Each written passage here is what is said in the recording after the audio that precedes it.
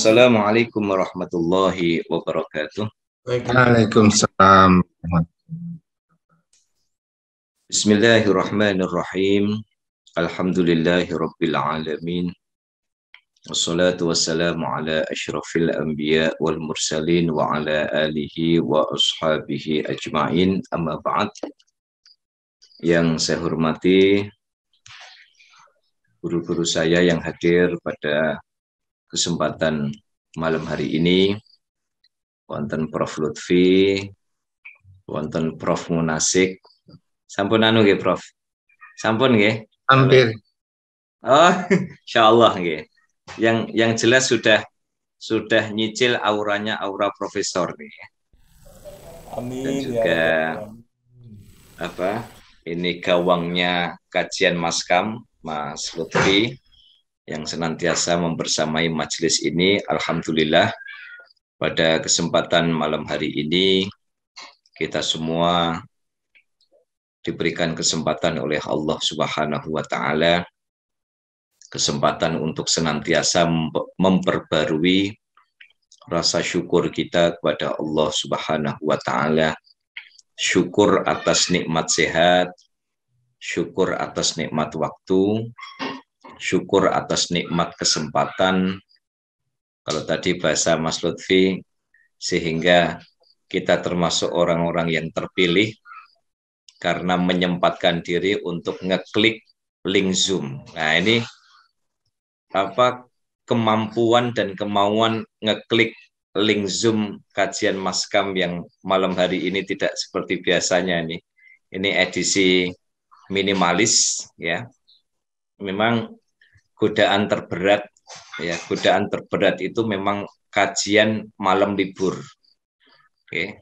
Karena memang tergoda sekali, apalagi lihat cuacanya tidak ada tanda-tanda hujan malam hari ini, jadi memang paling menggoda kuliner, cari mie godok ya, keluar bersama keluarga, quality time, apalagi saya yakin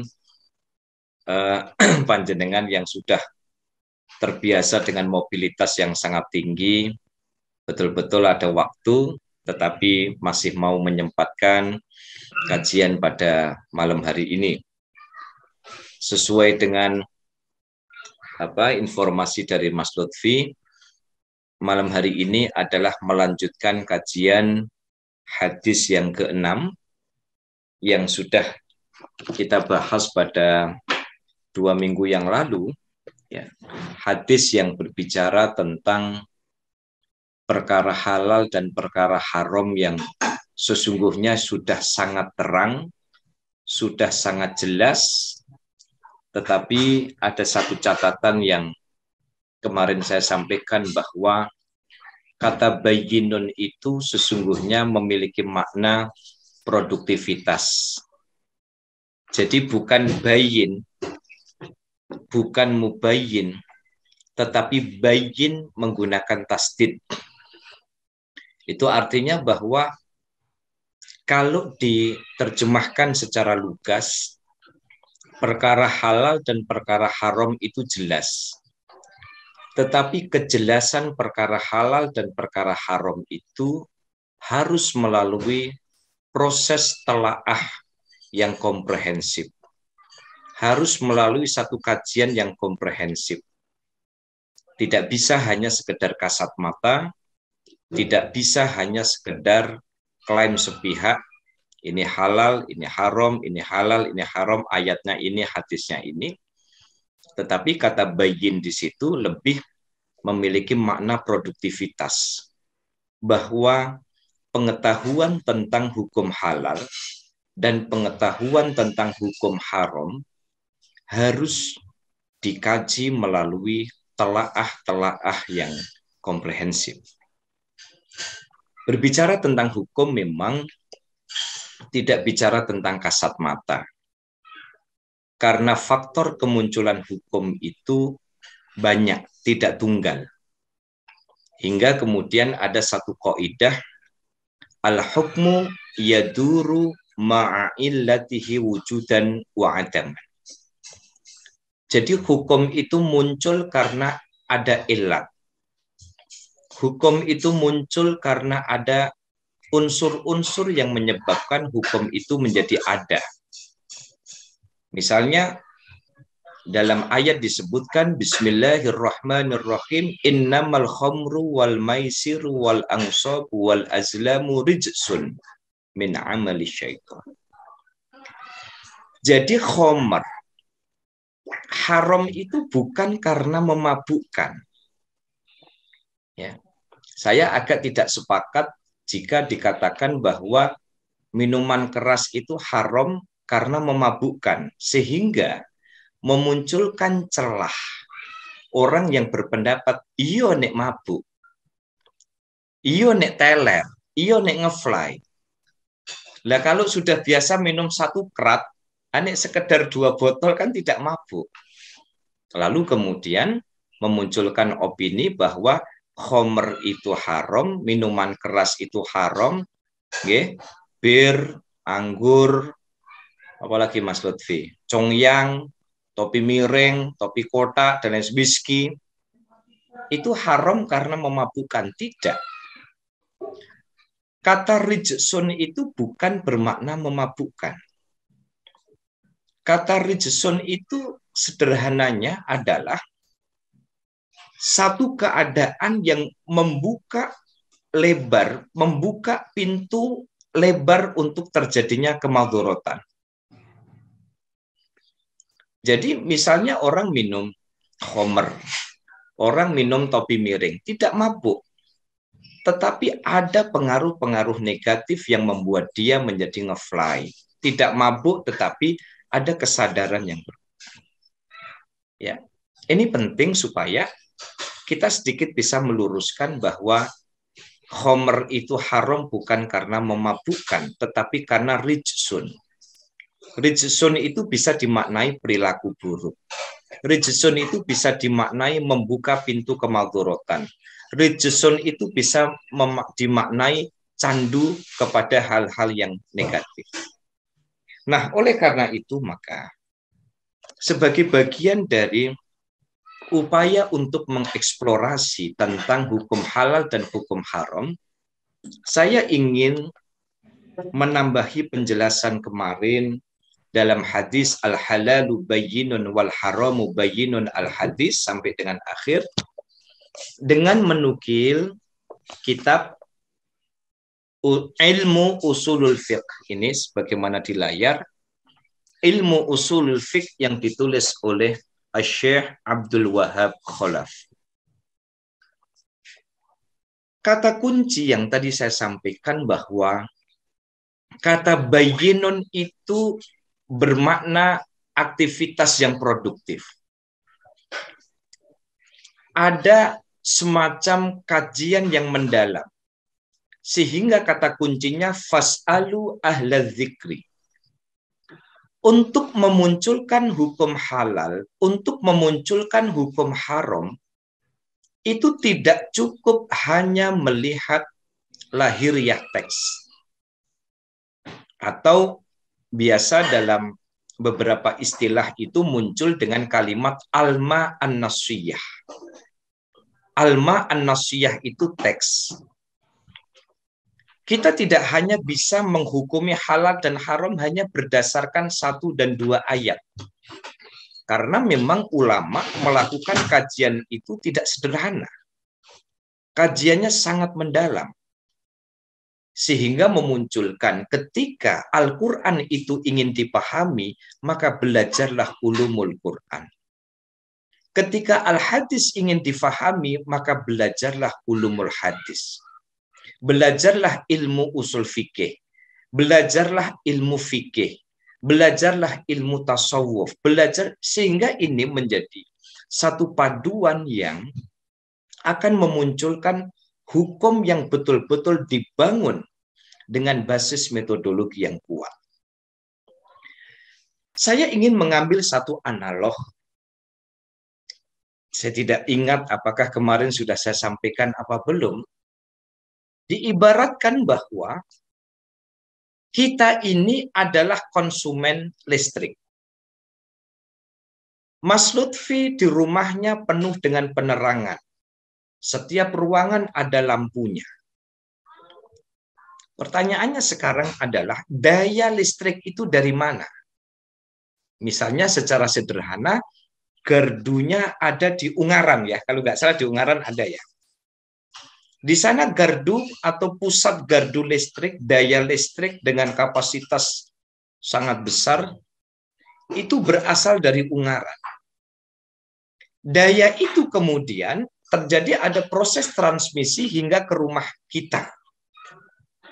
Sehingga bolam yang kita pasang, stop kontak atau saklar yang kita pasang, hanya kita fungsikan dengan on dan off. Pertanyaannya adalah, tanpa bantuan PLN, bisakah rumah kita bisa mendapatkan daya listrik dari Ungaran? Tentu jawabannya tidak bisa. Atau mungkin akan sangat sulit kalaupun ada orang berkemampuan tinggi, memiliki fasilitas, tetapi kan kita hidup ini dengan regulasi yang tidak semua orang bisa mengakses listrik dari gardu yang ada di Ungaran. Sama, Bapak Ibu sekalian. Clear bahwa kita sepakat Al-Quran itu tidak ada kesalahan sedikit pun. Hadis Nabi itu sempurna. Al-Quran itu sempurna. Al-Quran itu komprehensif. Hadis itu komprehensif. Tetapi untuk mengungkap hukum yang komprehensif itu dibutuhkan bridging, jembatan, wasilah, perantara untuk sampai kemudian kepada kedalaman substansi yang dikandung di dalam Al-Quran.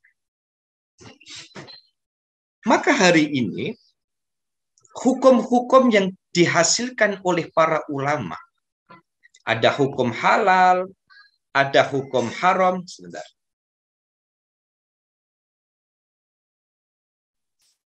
Ada hukum halal, ada hukum haram, ada hukum mubah, ada hukum. Kalau hukum dengan yang ketempelan hukum itu berbeda. Kita perlu membedakan istilah antara ijab dengan wajib. Kalau ijab itu hukumnya. Kalau wajib itu adalah perbuatan yang mendapatkan legitimasi hukum. Jadi kalau hukum itu ijab. Perbuatan yang ditempeli dengan ijab menjadi wajib. Ada hukum ibahah.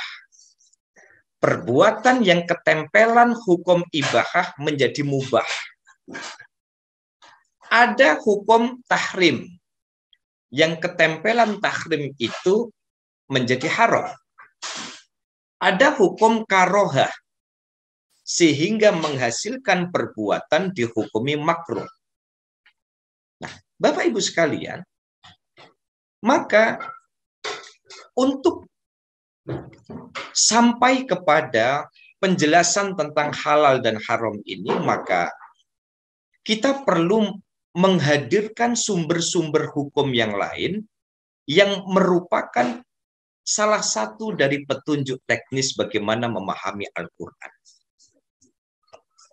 Saya ambil dari kitab Ilmu Usul Fiqh Abdul Wahab Khalaf, ya. Ini terbitan Al-Haramain, ya, cetakan tahun 1425, ya, atau Masehinya tahun 2004 Masehi.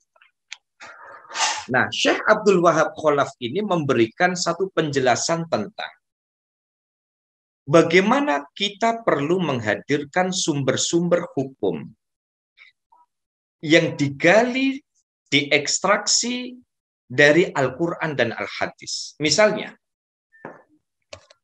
yang pertama adalah ijma. Ijma itu adalah kesepakatan para ulama, kesepakatan para ahli, kesepakatan para expert di bidang masing-masing. Jadi ijma itu konsensus. Tapi ingat, konsensus ini bukan konsensus seperti orang rembukan RT. Bukan seperti kumpulan, ya, misalnya kita bikin paguyuban, bukan. Ijma itu adalah konsensus para ulama yang memiliki keahlian di bidangnya masing-masing. Ya. Kesepakatan para mujtahid, kesepakatan orang-orang yang memiliki kemampuan di luar batas umumnya manusia. Bagaimana di dalam syarat seorang mujtahid itu perlu dia harus hafal Quran dan memahami disiplin-disiplin ulumul Quran. Dia harus memahami hadis, menghafal hadis, dan juga memahami disiplin-disiplin atau ilmu-ilmu perangkat tentang hadis. Ya, kemudian dia memahami ilmu lughah dengan cabang-cabangnya. Dia harus memahami tentang ilmu qiyas berikut dengan sub-sub babnya. Kalau tidak salah, babnya itu kalau dibikin bab ya ibarat skripsi atau tesis atau disertasi, ada 13 bab yang masing-masing memiliki subbab yang harus dimiliki oleh seorang mujtahid, seperti sekelas Imam Abu Hanifah, Imam Maliki, Imam Syafi'i, Imam Hambali, yang kemudian masing-masing dari beliau ini kemudian mendirikan lembaga yang dinamakan dengan madhab. Nah, ketika Al-Quran dan Al-Hadis itu tidak cukup hanya kita maknai dari sisi lahiriahnya saja, maka kita memerlukan fatwa-fatwa, kita memerlukan pendapat-pendapat dari para ulama. Ya. Jadi pada zaman dulu itu tidak ada sertifikasi ulama, begitu itu tidak ada, ya, karena mereka sudah alim dengan dirinya sendiri, ya. Tidak ada kemudian, ya, tapi saya juga tidak tahu karena saya nggak mengikuti ya asbabun nuzul sertifikasi ulama itu saya juga.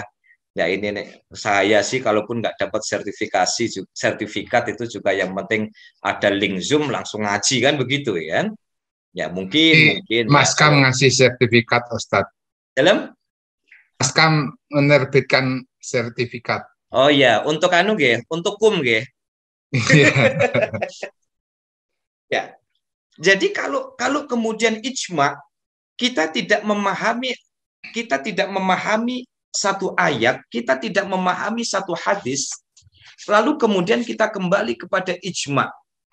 Ya, kita memahami bagaimana ulama itu bersepakat, maka kesepakatan para ulama itu boleh dijadikan sebagai dasar hukum. Sekali lagi, kata kuncinya bahwa petunjuk-petunjuk teknis ini muaranya tetap kepada Al-Quran dan Al-Hadis. Makanya kenapa dari awal kata kuncinya bahwa kita tidak cukup hanya memahami Al-Quran, Al-Hadis ansih. Bahkan kalau orang memahami Quran hanya dengan terjemahannya, bahaya.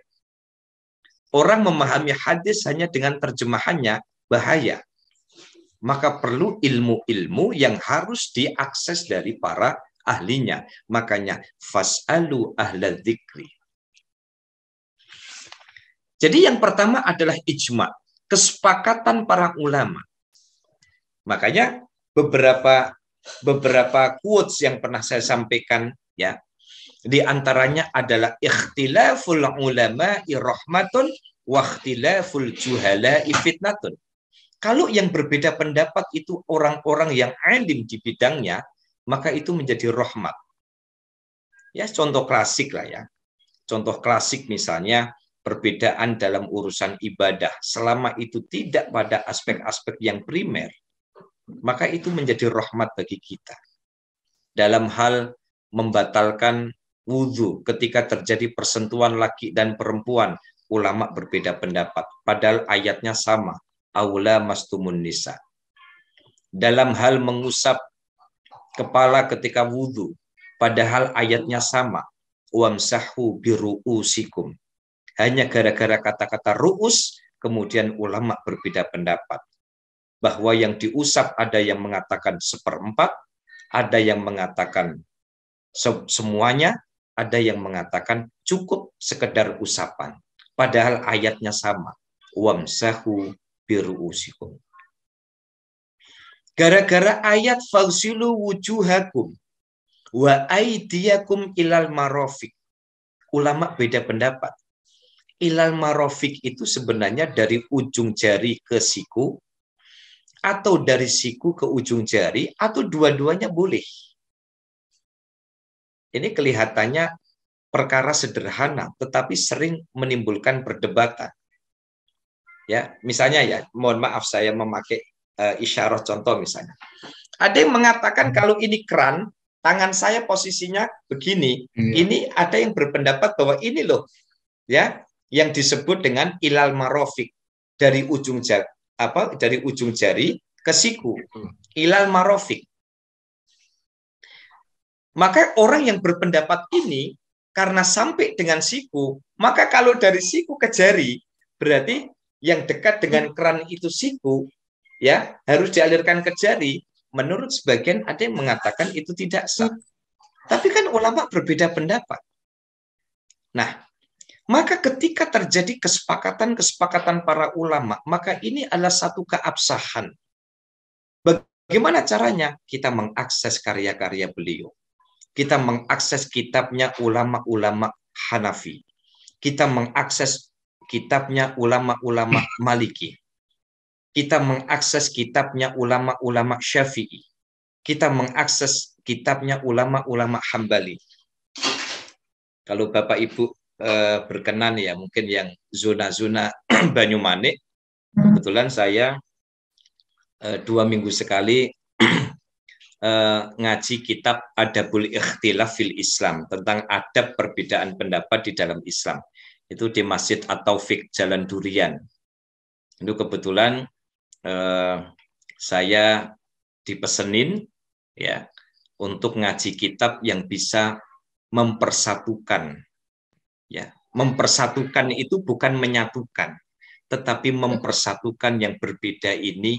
Kita sesungguhnya kembali kepada satu kalimat. Apa? Kalimatut tauhid.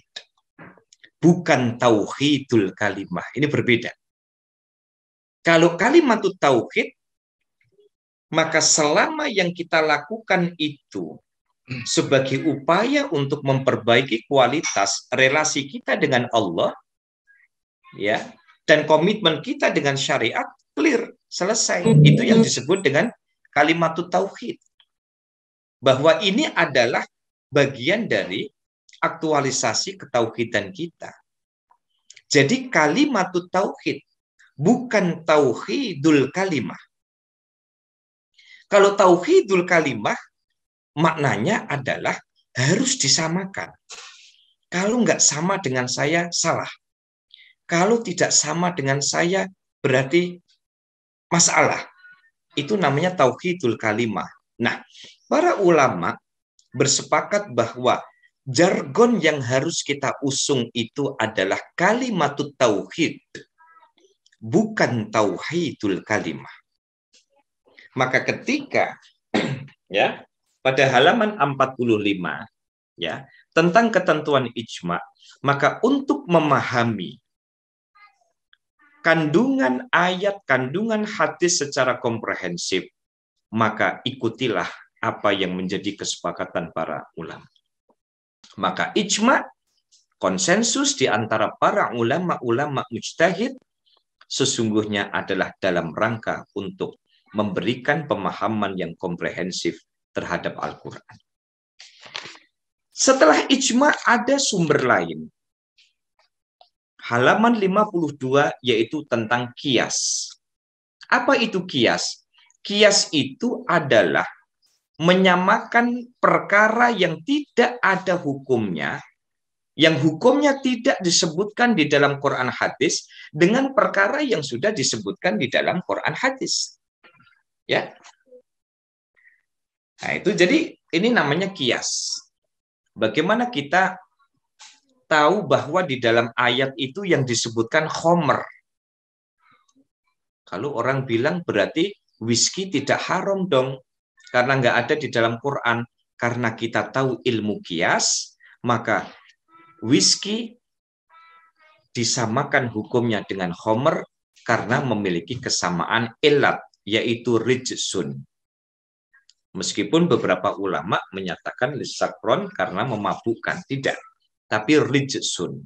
Whisky punya sifat rijsun, kemudian khamr punya sifat rijsun, sehingga whisky yang tidak disebutkan di dalam Quran, ya, whisky yang tidak disebutkan di dalam hadis, kan nggak ada itu di dalam fikih kok kemudian ada babul whisky, kan nggak ada itu. Babul cungyang, kan nggak ada. Whisky Congyang tidak disebutkan, tetapi karena memiliki kesamaan elat, memiliki kesamaan sifat, sehingga whisky yang tidak disebutkan di dalam Quran, hukumnya disamakan dengan khamr yang itu disebutkan di dalam Quran. Jadi ada Quran, ada hadis, ada ijma, konsensus para ulama, lalu kemudian ada kias. Lanjut, karena ini berkejar-kejaran dengan waktu. Kali aja Bapak Ibu habis kajian ada yang langsung mau lari ke Simpang 5. Ya, Mas Lutfi kayaknya habis ini langsung ke Simpang 5, Prof. Lutfi. Katanya mau ngajak putranya naik odong-odong. Nggak tahu, yang naik odong-odong putranya atau Mas Lutfi, saya nggak tahu. Kayaknya sama-sama pengen kayaknya.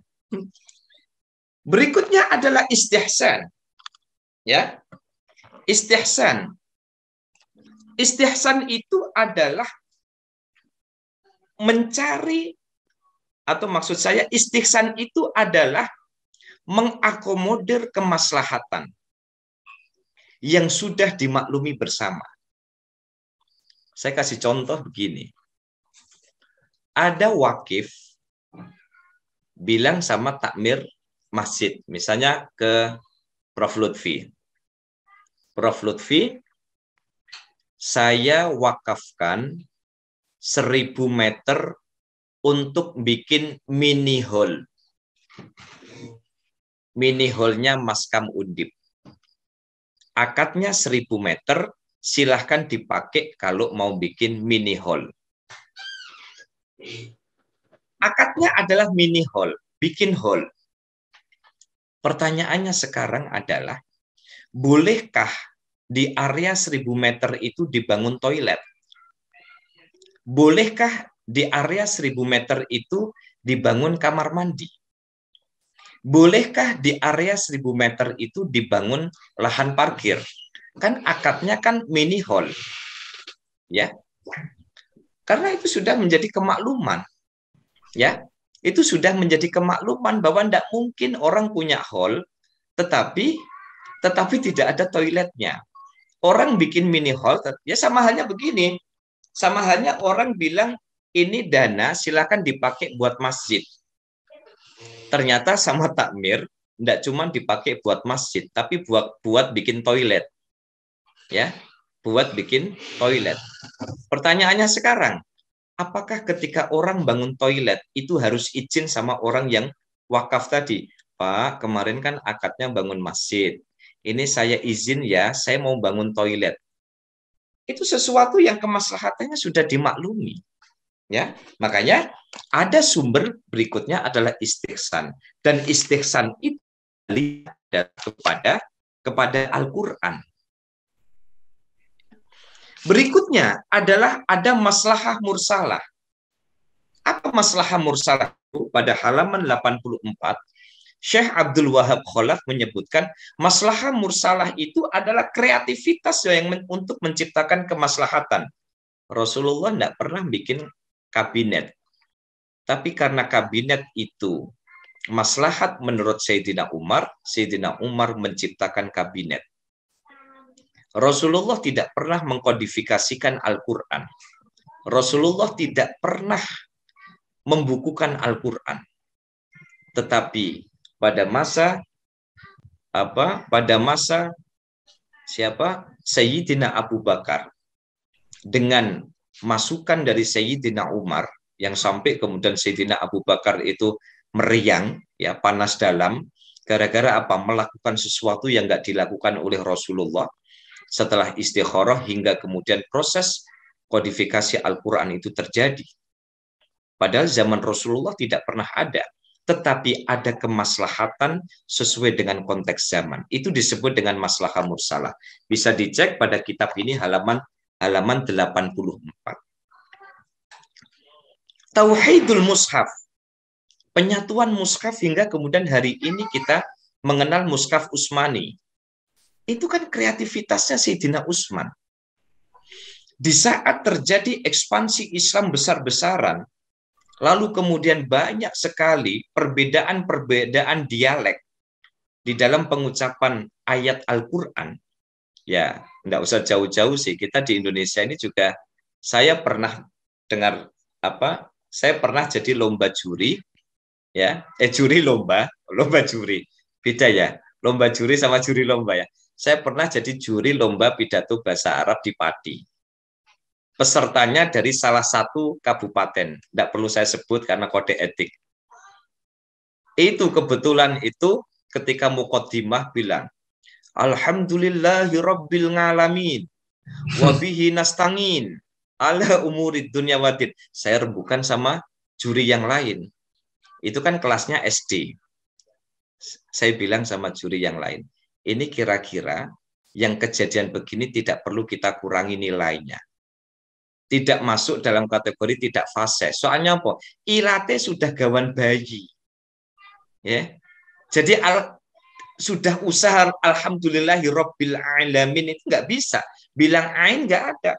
Kenapa? Karena di dalam huruf Jawa itu adanya mogo botongo, bukan mogo botongo, kan begitu kan? Nah, melihat fenomena itu, akhirnya Sayyidina Utsman kemudian melakukan mega project yang disebut dengan Tauhidul Mushaf. Mushaf hanya satu cara bacanya. Kenapa? Apa yang dilakukan Sayyidina Utsman ini salah? Tidak. Ini adalah bagian dari maslahah mursalah. Satu kemaslahatan yang sangat mendesak yang menjadi kebutuhan umat pada saat itu. Sama halnya dengan Rasulullah tidak pernah melakukan membentuk dewan kabinet, tetapi Sayyidina Umar membentuk dewan kabinet. Kenapa? Al-maslahatul mursalah, ada kemaslahatan yang terjadi di situ. Ya. Berikutnya ada uruf, ada istishab dan sebagainya. Bapak Ibu, satu poin yang ingin saya sampaikan. Yang pertama adalah al-halalu bayyinun wal haramu bayyinun. Sesuai dengan matan hadis ini, wa bainahuma umurun mushtabihatun. Dan di antara yang halal dan yang haram ada perkara-perkara yang samar. Ya. Ada perkara-perkara yang samar. Yang samar-samar itu bisa diketahui ketika kita memiliki pemahaman yang komprehensif di dalam konteks kajian keislaman. Maka kembali kepada ulama, kembali kepada ahlinya, kembali kepada mereka yang expert di bidang masing-masing itu mutlak diperlukan. Sehingga Al-Quran betul-betul dirasakan kemukjizatannya. Kemukjizatan Al-Quran tidak cukup hanya dirasakan dengan membaca terjemah. Tetapi kemukjizatan Al-Quran itu akan semakin dirasakan ketika ada satu kajian yang mendalam. Bagaimana seorang arsitek bisa masuk Islam gara-gara baca surah Al-Ankabut, spider.